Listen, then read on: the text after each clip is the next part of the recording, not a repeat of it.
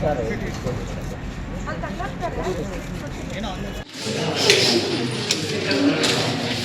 ವೀಕಿಂದ ನಾವು ಮನೆ ಕಟ್ತಾ ಇರೋದಾಗ ಸರ್ಕಾರದ್ದು ಅಂತ ಹೇಳ್ಬಿಟ್ಟು ತುಂಬ ಏನು JCBನೆಲ್ಲ ಎತ್ಕೊಂಡ್ಬಂದು ರಿಸರ್ವ್ ಪೊಲೀಸ್ನೆಲ್ಲ ಕರ್ಕೊಂಡ್ಬಂದು ತಹಸೀಲ್ದಾರ್ ಮೇಡಮ್ ಅವರು ಎಲ್ಲ ನ್ಯೂಸೆನ್ಸ್ ಆಯಿತು, ಮೀಡಿಯಲ್ಲೆಲ್ಲ ಬಂತು. ಅವತ್ತು ಓಪನ್ ಸ್ಟೇಟ್ಮೆಂಟ್ ಹೇಳಿದ್ರು ಅವರು, ನನ್ನ ಮನೆ ಕೇಳಿದ್ರೆ ನಾನು ಸೂಸೈಡ್ ಮಾಡ್ಕೊಬಿಡ್ತೀನಿ, ನನ್ನ ಕನ್ಸಿನ ಮನೆ ಮಾತ್ರ ನಾನು ಬಿಟ್ಕೊಡಲ್ಲ.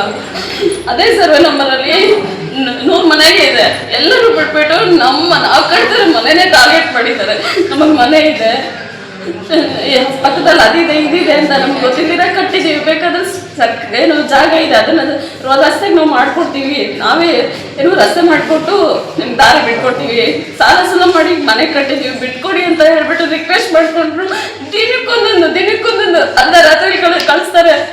ಯಾರ್ಯಾರು ನಾವು ಎನ್ಕ್ವೈರಿ ಮಾಡ್ಕೊಬರೋದಕ್ಕೆ ನಾವು ಅಲ್ಲೇ ಮಲಗಿರ್ತೀವಿ ಮನೆಗೆ. ಅವ್ರು ಬಂದು ವಿಡಿಯೋಗಳು ತೆಕ್ಕೊಳ್ಳೋದು, ಫೋಟೋಗಳು ತೆಕ್ಕೊಳ್ಳೋದು.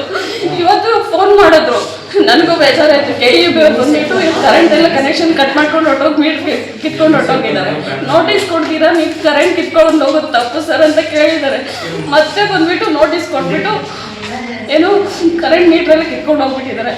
ಅದಕ್ಕೆ ಇಷ್ಟು ದಿನ ನಾನು ಕಟ್ಕೊಂಡು ಸಲ ಮಾಡಿ ಕಟ್ಕೊಂಡು ಇವಾಗ ಅದನ್ನೇ ಬಿಡಿಸೋದಕ್ಕೆ ತಹಸೀಲ್ದಾರ್ ಮೇಡಮ್ ಅವರು ರೆಡಿ ಆಗಿದ್ದಾರೆ. ಇನ್ನು ನಾನು ಇದ್ದ ವೇಸ್ಟು ನಾನೊಬ್ಬ ಏನೋ ಕೈಲಾಗ್ತಿದ್ದವನು ಆಗ್ಬಿಡ್ತಾ ಇದ್ದೀನಿ, ನನ್ನನ್ನೇ ಯಾಕೆ ಟಾರ್ಗೆಟ್ ಮಾಡ್ತಿದ್ದಾನೆ ಅಂತ ಹೇಳ್ಬಿಟ್ಟು ಅವರು ಫೋನ್ ಮಾಡಿದ್ರು. ನನ್ನ ಕೈಲಾಗಲ್ಲ, ನಾನು ಏನು ಮಾಡೋಕ್ಕಾಗಲ್ಲ, ನನ್ನನ್ನೇ ಟಾರ್ಗೆಟ್ ಮಾಡಿ ಬರ್ತಿದ್ದಾರೆ ಅಂತ. ಯಾಕೆ ಏನಾಯ್ತು ಅಂತಂದರೆ ಜೀವನದಲ್ಲಿ ಯಾವತ್ತೂ ಮಾಡಿಲ್ಲ ತಪ್ಪು, ಮಾಡ್ಬಿಟ್ಟಿದ್ದೀನಿ ಅಂತ. ಯಾಕೆ ಅಂತ ಹೋಗ್ಬಿಟ್ಟು ನನ್ನ ಮನೆಯಲ್ಲಿ ನೋಡಿದಾಗ ನಂಗೆ ಗೊತ್ತಾಯ್ತು ಟಾಬ್ಲೆಟ್ಸ್ ತಗೊಂಡಿದ್ದಾರೆ ಅಂತ.